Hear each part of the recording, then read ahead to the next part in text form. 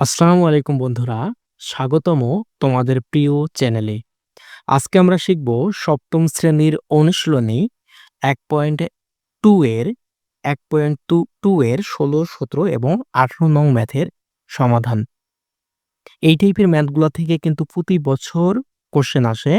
So তোমরা আজকে যদি ধৈর্য সহকারে প্রথম থেকে শেষ পর্যন্ত ভিডিওটা দেখো, তো আমি আশা করব এই টাইপের ম্যাথ সম্পর্কে তোমাদের আর কোনো ঝামেলা হবে না। তোমরা পরীক্ষায় ফুল মার্কস পাবা। ওকে? তাহলে চলো শুরু করা যাক।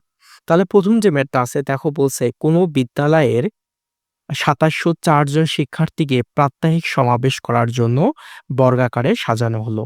প্রত্যেক সারিতে শিক্ষার্থীর সংখ্যা নির্ণয় করো। তাহলে একবার ভাবো তো এই টাইপের ম্যাথের সমাধান কি হইতে পারে? তাহলে দেখো এই টাইপের ম্যাথের যখন সমাধান করবা, তখন তোমরা যেটা করবা, কি করবা বলো তো দেখি, একটু ভাবো তো দেখি কি করতে পারো? ভাবো দেখি একটু। ১ম এ কি করবা? এই সংখ্যাটার বর্গমূল বের করবা। ওকে? তাহলে দেখো তো সংখ্যাটা কত আছে? ২৭০৪। যদি আমরা সমাধান করি, তাহলে সংখ্যাটা কত আছে আমাদের? ২৭০৪।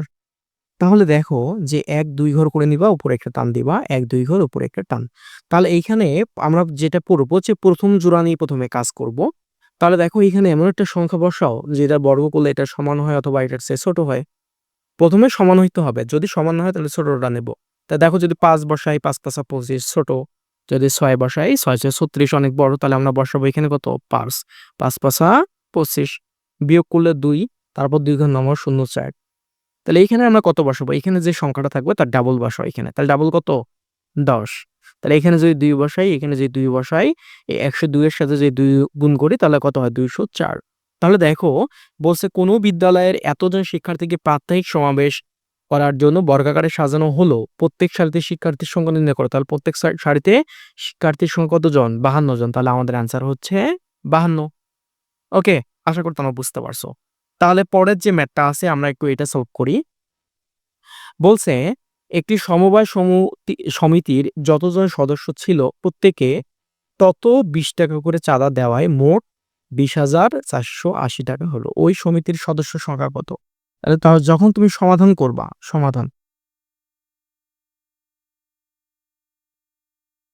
যে মনে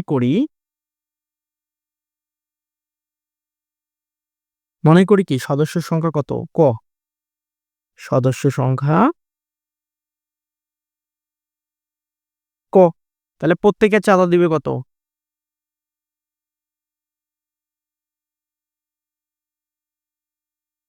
তাহলে প্রত্যেকে চাঁদা দেয়, কি বলছে? একটি সমবায় সমিতির যতজন সদস্য ছিল, তার মানে সদস্য প্রত্যেকে তত ৳২০ করে চাঁদা দেয়। প্রত্যেকে তত কথাটা আছে। তাহলে কি বলবো? প্রত্যেকে চাঁদা দেয় গুণন কত? ২০। তার মানে প্রত্যেকে চাঁদা দিছে এত টাকা।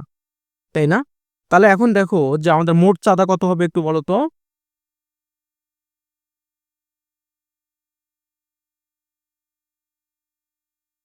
আমাদের মোট চাঁদা কত হবে? মোট চাঁদা, সদস্য সংখ্যা প্রত্যেকে চাঁদা দিছে এত। তাহলে মোট চাঁদা কত হবে? যে ক গুণন কি ২০। তাহলে কত হয়? গুণন করলে কত হয়? স্কয়ার গুণন ২০। তাহলে দেখো এখানে যে মোট চাঁদার পরিমাণ কত? ২০,৪৮০। তাই না? তাহলে শর্ত মতে, কি মতে? শর্ত মতে এই স্কয়ার গুণন ২০ ইকুয়াল কত?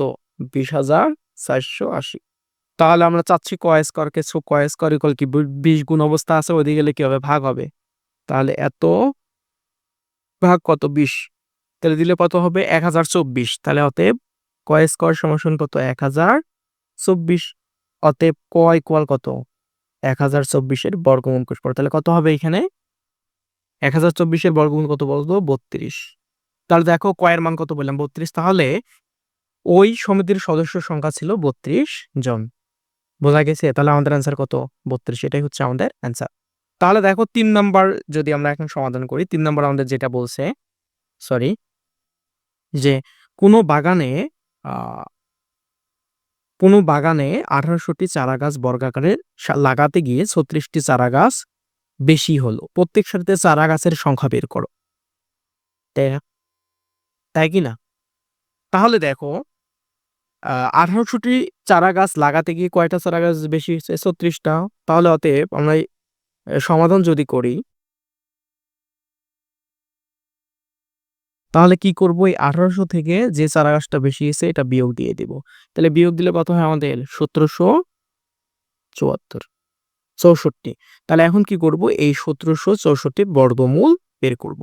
1764 বর্গমূল কি হবে বলতো? ১ ২ ঘর উপরে টান, ১ ২ ঘর উপরে ঠিক। এখন এমন একটা সংখ্যা নেব যেটার বর্গগুলো এটার সমান হয় অথবা ছোট হয়। তাহলে কত নেওয়া যায়? ৪ যদি নেই ৪ সেটা কত? ১৬, ১ ৬ ৪। তাহলে ৪ এর ডাবল কত? ৮, তাই না?